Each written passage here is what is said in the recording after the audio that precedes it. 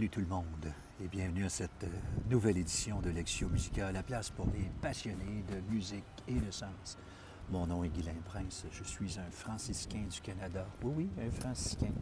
J'ai juste pas mon habit aujourd'hui parce que je suis à l'université. Derrière moi se trouve la bibliothèque où je fais ma recherche depuis maintenant 2018. Et je devrais terminer normalement l'année prochaine. Alors, ça me fait un grand plaisir de faire. J'aurais pu le faire à la maison, mais je me suis dit, pourquoi pas le faire une fois pour vous montrer un peu que je vais à l'université de temps en temps, je fais mon travail comme d'habitude, mais dans mes temps libres, je suis avec vous. Et puis, on fait ensemble cette écoute d'une pièce de Epica. On continue notre parcours. Alors, qu'est-ce qu'on fait dans cette vidéo de réaction? On écoute deux versions d'une chanson. Celle-ci, écoutez le titre, c'est Hypno quelque chose. J'aurais dû regarder comme faut le titre récemment, mais c'est ça. The Twilight Dream. Puis le sous-titre, c'est Hypno quelque chose.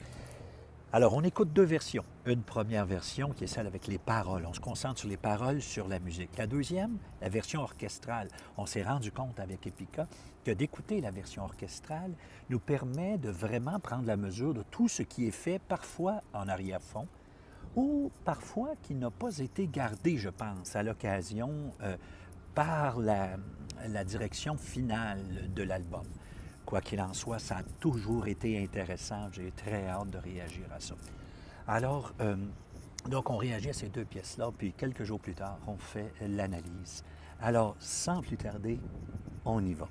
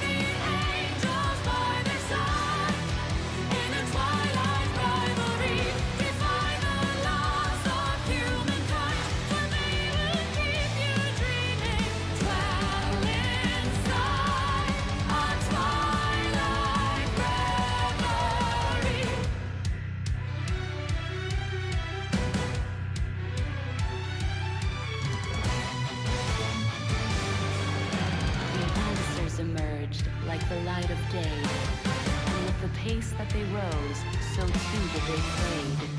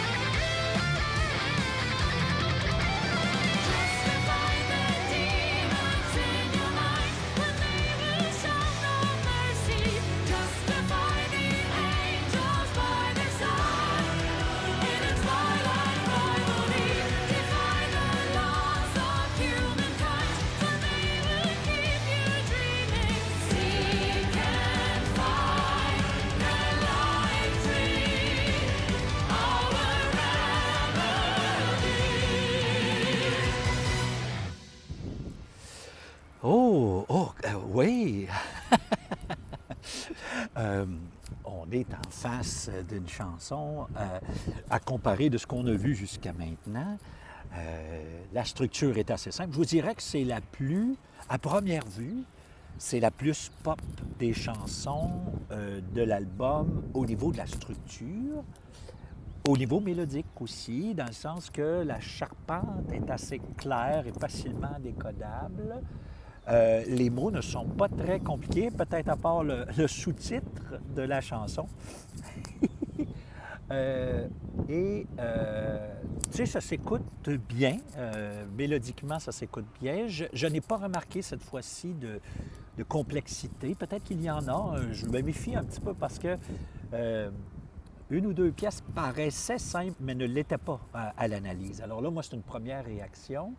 Une pièce agréable, intéressante. Je ne dirais pas qu'elle sort du lot comme étant exceptionnelle. Je ne dirais pas qu'elle se démarque comme étant désagréable.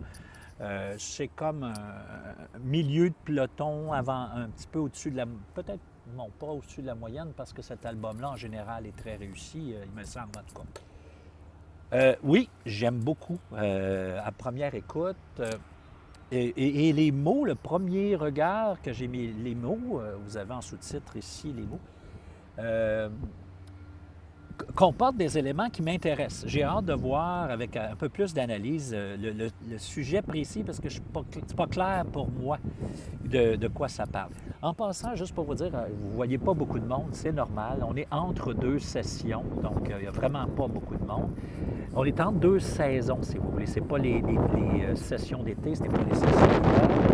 Et puis, c'est la première semaine où il y a des feuilles dans les arbres. C'est pourquoi vous avez certaines espèces d'arbres comme celui-là, dont les feuilles sont encore très petites, mais les autres ici autour sont pas mal déployées. La semaine dernière, c'est la première semaine où il y avait des feuilles dans les arbres de façon... disons, c'est les feuilles du printemps, elles sont petites et tout, mais chez nous, la température est magnifique. Hein? Il fait un 21 aujourd'hui. Et puis, il va faire, je pense, autour de 25, 26. Donc, un printemps, ce qu'on appelle, nous, un printemps hâtif, c'est-à-dire qu'il donne des journées un petit peu estivales. Alors, on s'en va regarder la version orchestrale. Voilà, je l'ai. On passe ça dans 3, 2, 1.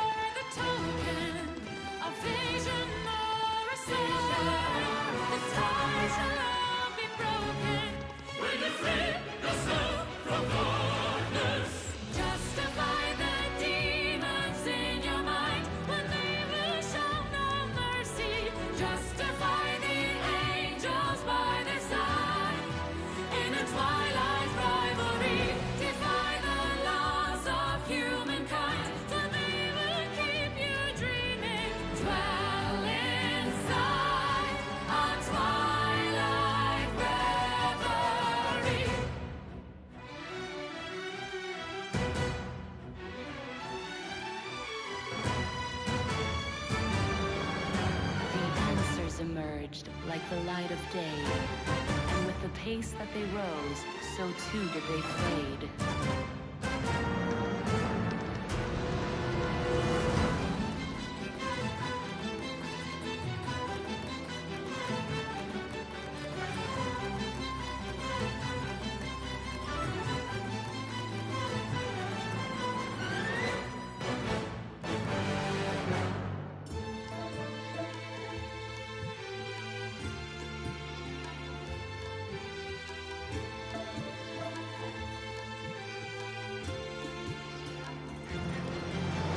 Justify the demons in your mind when they will show no mercy. Justify the angels by their side.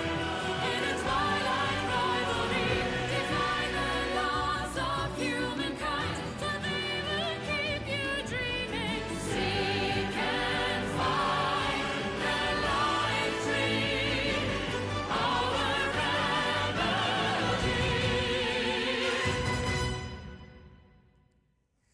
Oui, j'ai bien fait de ne pas me prononcer trop sur la mélodie avec la première écoute. Voici. La pièce est plus mélodiquement supérieure à ce qu'on pense à la première écoute. Et aussi, je dirais que l'absence de growling dans ce cas-ci, moi, généralement, Marc me manque dans les versions orchestrales. Au moins les mots, une voix, quelque chose, là. Comme beaucoup d'entre vous, plusieurs d'entre vous m'avaient dit ça, oui, ça me manque. Dans celle-ci, je constate que lorsque Marc entre en growling, je dirais, en français, on dit, il siphonne, il aspire toute l'attention. Parce que ça arrive dans un environnement, disons, généralement assez beau. Et donc, il attire toute l'attention. Et donc, on n'entend plus les très beaux arrangements orchestraux qu'il peut y avoir derrière lui. Ce qui est le cas dans cette pièce-là. Il y a des petites...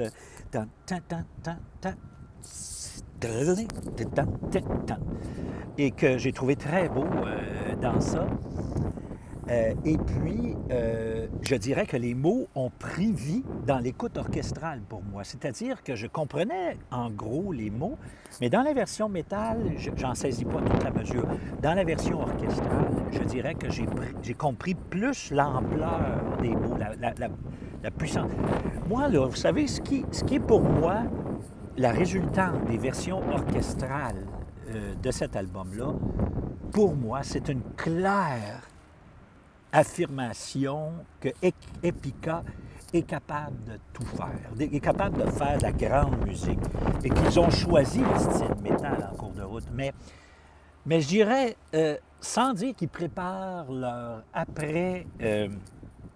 après-carrière métal, parce que c'est ça qu'on commence à penser dans la quarantaine. Là, ils n'ont pas tous dans la quarantaine, mais il y en a qui ont dans la quarantaine.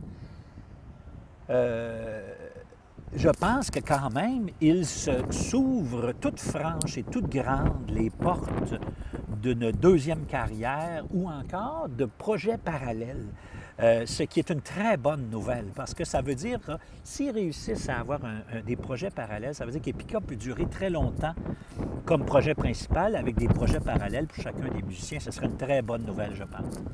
En tout cas, je trouve que c'est très prometteur. J'ai hâte de faire l'analyse. Et puis, alors, je vous salue sur ces dernières images de mon université. Alors, la bibliothèque ici en arrière, pavillon des sciences humaines, histoire, archéologie, loi, etc. C'est une université que j'aime beaucoup, l'Université Laval de Québec.